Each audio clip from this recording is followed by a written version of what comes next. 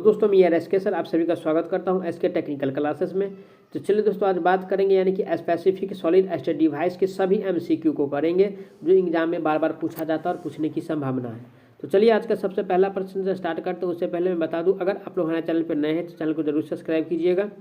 आज का सबसे पहला प्रश्न दिया है यानी कि इलेक्ट्रिक इक्वेटरों का उपयोग डैश में होता है। तो इसका उपयोग करते हैं यानी कि पोल्ट्री फार्म में, किस में, यानी कि पोल्ट्री फार्म में उपयोग करते हैं। ऑप्शन नंबर किस में दिया है, यानी कि पोल्ट्री फार्म।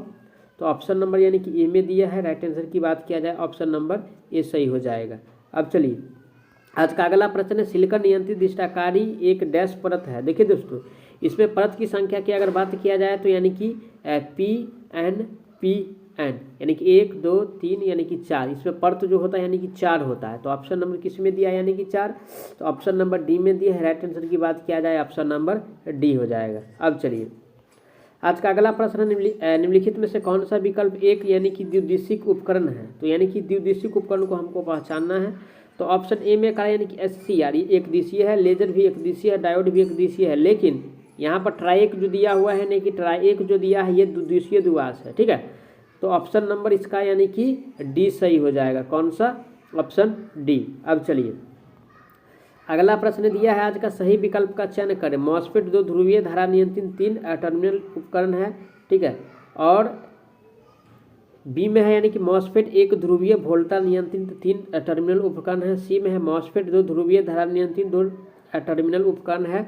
और डी में है यानी कि मॉसफेट 1 ध्रुवीय वोल्टा नियंत्रित और 2 टर्मिनल उपकरण है। ठीक है, तो दोस्तों ये जो होता है यानी कि मॉसफेट जो होता है, तो मॉसफेट में दोस्तों यानी कि एक ध्रुवीय है। ठीक है, मॉसफेट एक ध्रुवीय है और वोल्टा नियंत्रित और 3 टर्मिनल होता है। ठीक है, तो राइट आंसर की बात किया जाए ऑप्शन नंबर बी सही हो जाएगा इसका। कौन सा, बी।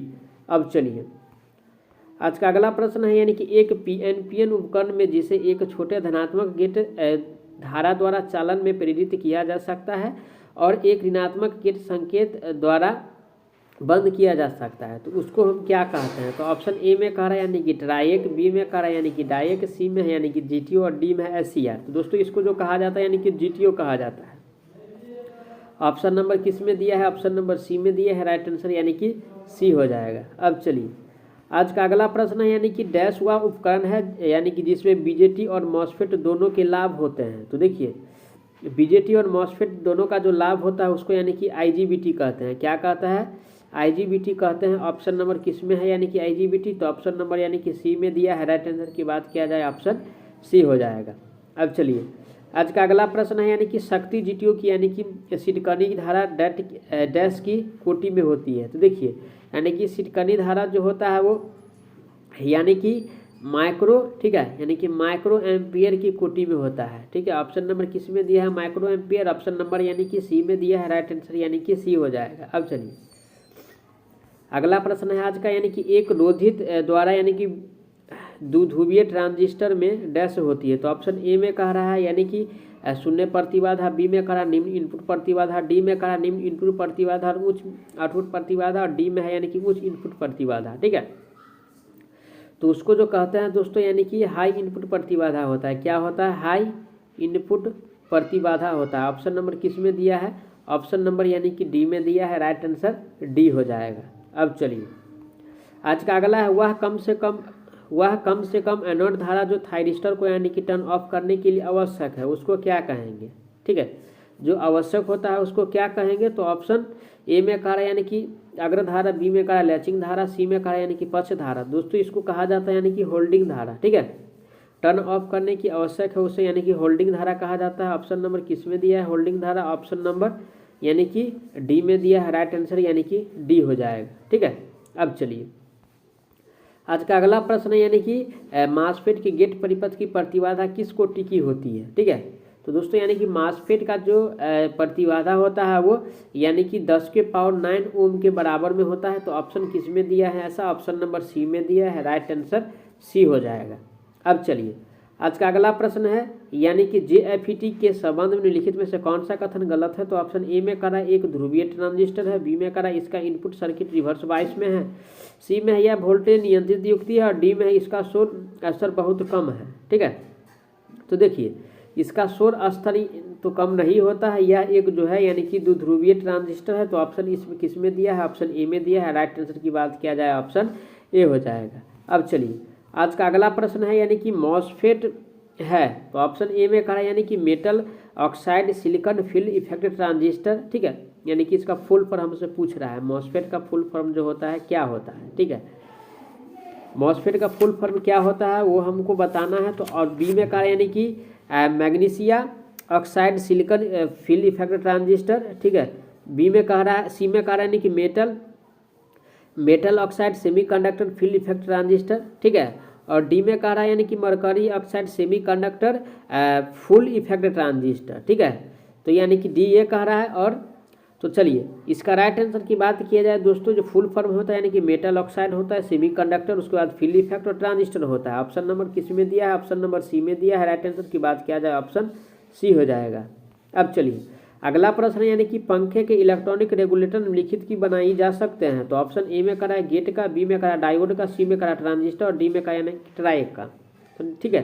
तो दोस्तों यानी कि इसको जो बनाते हैं यानी कि मेनली रूप से यानी कि ट्राइक का होता है, किसका, ट्राइक का होता है। ऑप्शन किस में दिया है, ट्राइक, ऑप्शन नंबर यानी कि डी में दिया है। राइट आंसर की बात किया जाए ऑप्शन डी हो जाएगा। अब चलिए आज का अगला प्रश्न है यानी कि एक कला संधि ट्रांजिस्टर में क्या होता है। तो ऑप्शन ए में कह रहा है यानी कि एक यानी कि एनोड कैथोड और 2 गेट होता है। बी में कह रहा है 2 एनोड और 1 गेट होता है। सी में कह रहा है 2 आधार और 1 गेट होता है। डी में कह रहा है 1 एनोड और 1 कैथोड और 1 गेट होता है, ठीक है। किसमें हमको पूछ रहा है यानी कि यूनिजंक्शन ट्रांजिस्टर में पूछ रहा है, ठीक है। तो यूनिजंक्शन ट्रांजिस्टर में होता है दोस्तों यानी कि 2 आधार होता है और 1 गेट होता है। ऑप्शन नंबर किस में दिया है, ऑप्शन नंबर सी में दिया है। राइट आंसर सी हो जाएगा। अब चलिए आज का अगला प्रश्न, निम्न में से कौन सा ट्रांजिस्टर स्थैतिक विद्युत से प्रवाहित होता है। तो ऑप्शन ए में करा मॉसफेट, ठीक है। ऑप्शन ए में करा यानी कि मॉसफेट, बी में करा यानी कि एनपीएन ट्रांजिस्टर, सी में यानी कि जेएफईटी और डी में यानी कि यूजेटी, ठीक है। जो प्रभावित होता है दोस्तों यानी कि वो प्रभावित होता है यानी कि मॉसफेट से, ठीक है। मॉसफेट ऑप्शन नंबर किस में दिया है, ऑप्शन नंबर यानी कि ए में दिया है। राइट आंसर की बात किया जाए ऑप्शन ए हो जाएगा। अब चलिए अगला प्रश्न है यानी कि अधिक वोल्टा पतन कराने वाली युक्ति है। ऑप्शन ए में करा ट्राइक, बी में करा डाइक, सी में करा एससीआर, डी में करा यूजेटी। तो सबसे ज़्यादा जो यानी कि वोल्टा पतन कराता है यानी कि यूजेटी, कौन, यूजेटी। ऑप्शन नंबर किस में दिया है, ऑप्शन नंबर डी में है। राइट आंसर की बात किया जाए डी हो जाएगा। अब चलिए अगला प्रश्न, जहां बहुत कम वोल्टा और अधिक धारा की आवश्यकता हो वहां किस प्रकार की प्रतिलोमक उपयोग किया जाता है, ठीक है। तो ऑप्शन ए में कह रहा है यानी कि दोनों ट्रांजिस्टराइज्ड और एससीआर प्रतिलोमक, ठीक है। बी में है यानी कि केवल एससीआर प्रतिलोमक, सी में है यानी कि केवल ट्रांजिस्टराइज्ड प्रतिलोमक और डी में है केवल टनल डायोड प्रतिलोमक, ठीक है। तो देखिए राइट आंसर की बात किया जाए अकॉर्डिंग टू ऑप्शन के हिसाब से तो यानी कि डी हो जाएगा, केवल टनल डायोड प्रतिलोमक होता है। तो ऑप्शन नंबर किस में है, डी में है। राइट आंसर डी हो जाएगा। अब चलिए आज का अगला प्रश्न है यानी कि एक डायक किसके तुल्य है, ठीक है। तो डायक जो दोस्तों यानी कि तुल्य होता है, किसके तुल्य होता है, तो डायक तुल्य होता है यानी कि 4 सतह के, ठीक है। 4